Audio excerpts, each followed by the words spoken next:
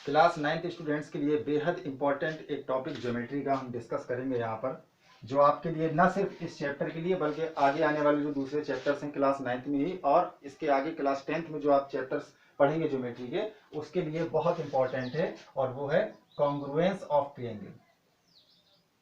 Congruent triangles हम पढ़ रहे हैं। शायद इनका इंट्रोडक्शन आपको पहले क्लास 7th या 8th में कराया जा चुका होगा, लेकिन फिर भी अब आप इसको पूरी तरह से समझें कि ये एक्चुअली कॉन्ग्रुएंसी होती क्या है। देखिए, कोई भी दो ट्रायंगल हैं, suppose there are two triangles ABC and other triangle is PQR। दोनों ट्रायंगल्स इस तरह से बराबर हों कि अगर इसको उठा के इसके ऊपर रख दें तो बिल्कुल एक हो जाए, कोई किसी से कहीं से भी बड़ा या छोटा ना हो, तो हम उसको बोलते हैं दोनों ट्रायंगल्स आपस में क्या है, कॉन्ग्रुएंट हैं। जैसे AB बराबर हो PQ के, BC बराबर हो QR के और AC बराबर हो PR के। तीनों साइड के बराबर हो और तीनों एंगल B बराबर है Q के, एंगल C बराबर है R के और एंगल A बराबर है P के। तो यानी इसके तीनों एंगल और तीनों साइड, इसकी तीनों एंगल्स और तीनों साइड के जब इक्वल हो तो ऐसे दोनों ट्रायंगल्स को हम बोलते हैं कॉन्ग्रुएंट ट्रायंगल्स। और लिखते हैं triangle ABC is congruent to triangle PQR। और इसमें एक वर्ड बार बार आएगा, करस्पॉन्डिंग। इस वर्ड का मीनिंग आपको मालूम होना चाहिए। करस्पॉन्डिंग का मतलब होता है उसी के सापेक्ष, उसी की तरह जो दूसरा है। जैसे यहाँ पर एंगल B है, उसका करस्पॉन्डिंग एंगल Q है। एंगल A है, उसका करस्पॉन्डिंग एंगल है P। साइड AC है तो उसकी करस्पॉन्डिंग साइड होगी PR। साइड BC है तो उसकी करस्पॉन्डिंग साइड होगी QR। इस तरह से कॉन्ग्रुएंट। अब आपने जब ये समझ लिया कि कॉन्ग्रुएंट तब होते हैं ट्रायंगल जब तीनों एंगल के बराबर हो और तीनों साइड के बराबर हो। लेकिन कॉन्ग्रुएंस को शो करने के लिए आपको केवल और केवल 3 पार्ट इक्वल प्रूव करने पड़ते हैं। यानी या तो आप तीनों साइड बराबर शो कर दें SSS, या दो साइड एक एंगल बराबर दिखा दें, या दो एंगल एक साइड बराबर दिखा दें। एक AAS भी होता है और फिफ्थ होता है थोड़ा सा अलग, वो होता है RHS, right angle hypotenuse side. इन 5 क्राइटेरिया के तहत आप दो ट्रायंगल्स को कॉन्ग्रुएंट प्रूव करते हैं। जैसे मिसाल के तौर पर आपको बोला गया एक ट्रायंगल यहां ये दिया ABC और एक ट्रायंगल आपको यहां थोड़ा सा उल्टा बना दिया गया PQR। ये वाली साइड बोल रहे हैं वो 7 सेंटीमीटर और ये वाली साइड इसकी बोल रहे हैं 7 सेंटीमीटर। ये वाली बोल रहे हैं वो 6 सेंटीमीटर और इसकी ये वाली बोल रहे हैं 6 सेंटीमीटर। ये वाला एंगल बोल रहे हैं वो 50 डिग्री और इसका ये वाला एंगल बोल रहे हैं 50 डिग्री। अब ध्यान से इन दोनों फिगर्स को देखिए। दो ट्रायंगल हैं, इसकी दो साइड नोन है और इसकी भी दो साइड नोन है। इसका केवल एक एंगल नोन है, इसका एक एंगल, बाकी इसके दो एंगल और इसके भी दो एंगल नहीं दिए गए और एक एक साइड भी नहीं दी गई। तो आप कैसे जानेंगे कि ये कॉन्ग्रुएंट है? आपको तो ये मालूम था कि जब तीनों साइड के बराबर और तीनों एंगल के बराबर होते हैं तब हम कॉन्ग्रुएंट बोलते हैं। लेकिन ऐसा नहीं है। सिर्फ दो साइड बराबर हो और उनके बीच का एक एंगल भी बराबर हो तब भी आप इनको कॉन्ग्रुएंट बोल सकते हैं। तब भी कॉन्ग्रुएंट बोल सकते हैं। और कौन सा क्राइटेरिया कहलाएगा ये? दो साइड और उनके बीच का एक एंगल बाई SAS के तहत ये दोनों SAS के तहत दोनों ट्रायंगल्स आपस में कॉन्ग्रुएंट।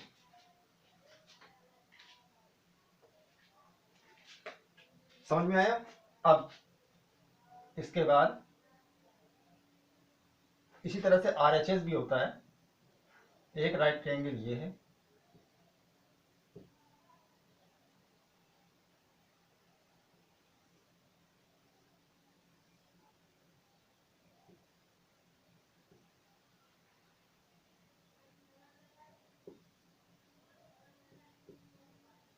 क्या ये दो ट्रायंगल कॉन्ग्रुएंट है? हाँ, बिल्कुल कॉन्ग्रुएंट है। एक एक राइट एंगल बराबर, एक एक साइड बराबर और जिसको बोलते हैं हाइपोटेनियस वो भी बराबर है। तो by RHS both triangles are congruent. तो कुल मिलाकर के आपको समझ में आ चुका। अब हम कुछ NCERT के क्वेश्चंस डिस्कस करेंगे तो ये और स्ट्रॉन्ग हो जाएगा ये पोर्शन हमारा। First, show that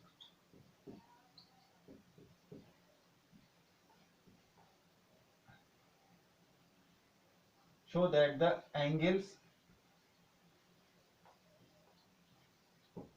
opposite to the equal sides of an isosceles triangle are equal। ये बोल रहा है कि कोई आइसोस्केल ट्रायंगल है। आइसोस्केल किसको बोलते हैं? जिसकी दोनों साइड, दो साइड इक्वल हो, सिर्फ दो साइड। अगर तीनों इक्वल होती हैं तो इक्विलेटरल ट्रायंगल बोलते हैं। This is ABC is an isosceles in which AB and AC both sides are equal. बस दो साइड इक्वल है। क्वेश्चन आपसे कह रहा है प्रूव करिए कि इन दोनों साइड के अपोजिट में जो एंगल पड़ रहे हैं वो भी इक्वल हैं, यानी एंगल बी और एंगल सी को भी इक्वल प्रूव करना है। कैसे करेंगे? पहले लिखा हमने गिवन, तरीका देख लीजिए प्रूफ कैसे करते हैं। पैटर्न पूरा यही होता है लिखने का। अभी आपको दिया है A B is equal to A C. Question में आपको पहले से दिया है ए बी ए सी के बराबर है क्योंकि आइसोस्केल से। और प्रूफ क्या करना है हमको? इसमें हमको प्रूफ करना है angle B is equal to angle C. अब करना क्या होगा? सबसे पहले आप ए से, पॉइंट ए से एक परपेंडिकुलर ड्रॉ करेंगे सामने वाली साइड पर।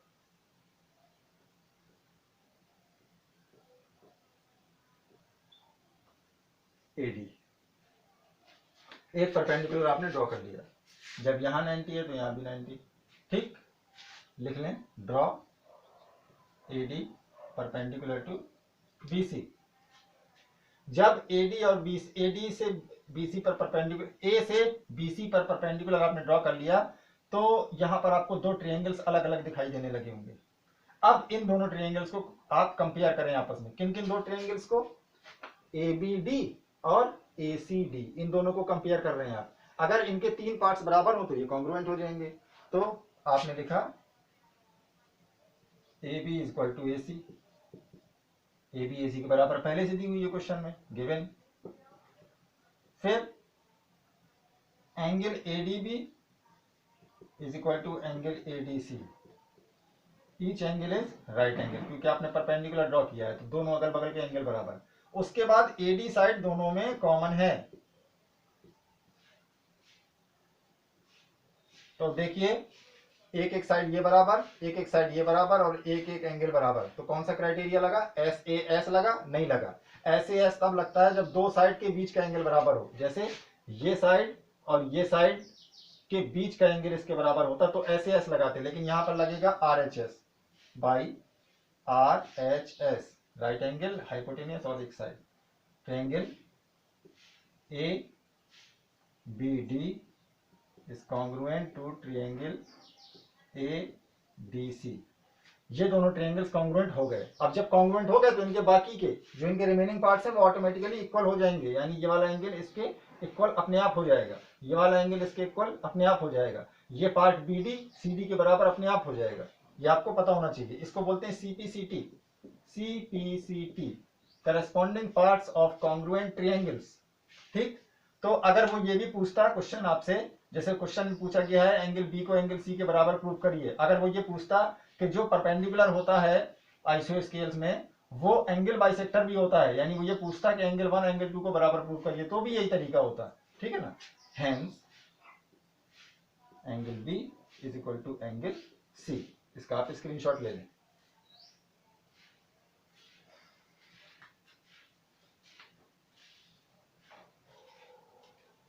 फिर देखिए आगे नेक्स्ट क्वेश्चन, ये भी एनसीईआरटी का ही है।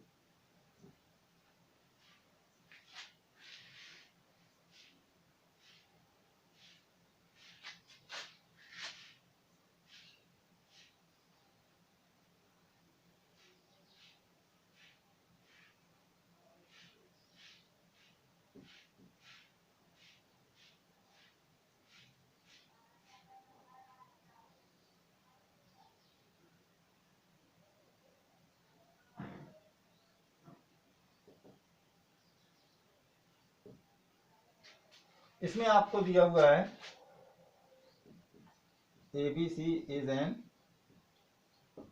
isosceles triangle in which AB is equal to AC if BE and CF are two altitudes as shown in figure, show that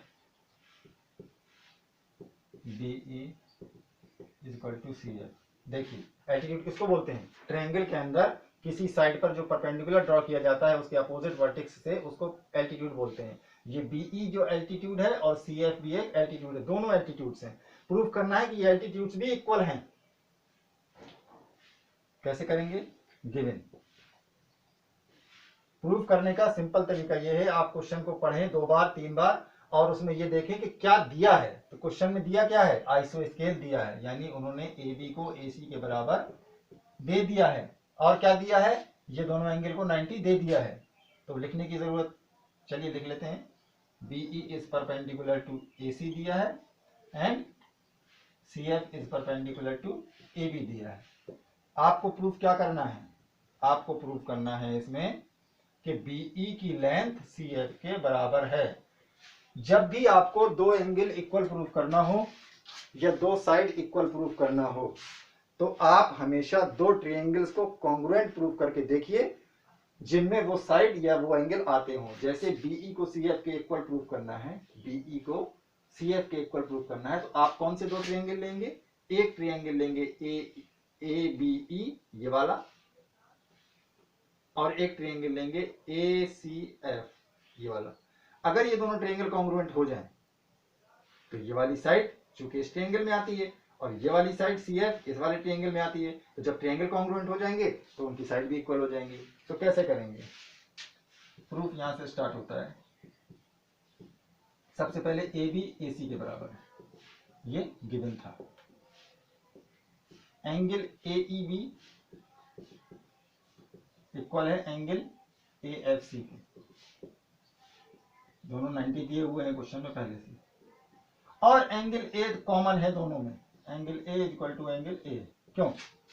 A B ई इस ट्रायंगल में और ए सी एफ इस ट्रायंगल, दोनों में यही वाला एंगल आता है, दोनों में कॉमन है। तो अब 3 पार्ट तो इक्वल हो गए, तो कॉन्ग्रुएंट तो बोल सकते हैं भाई। A A S triangle A B E is congruent to triangle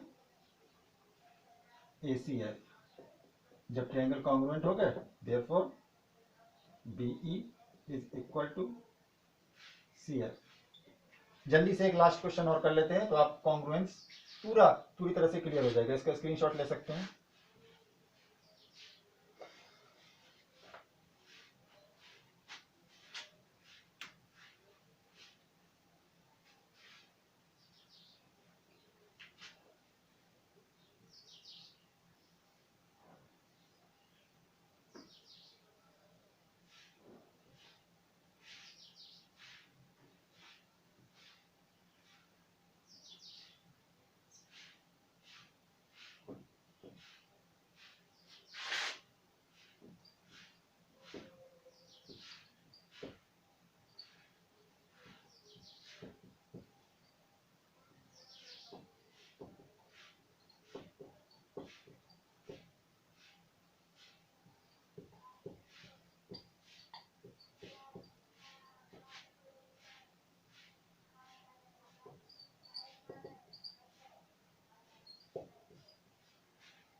short में क्वेश्चन को लिख दिया मैंने।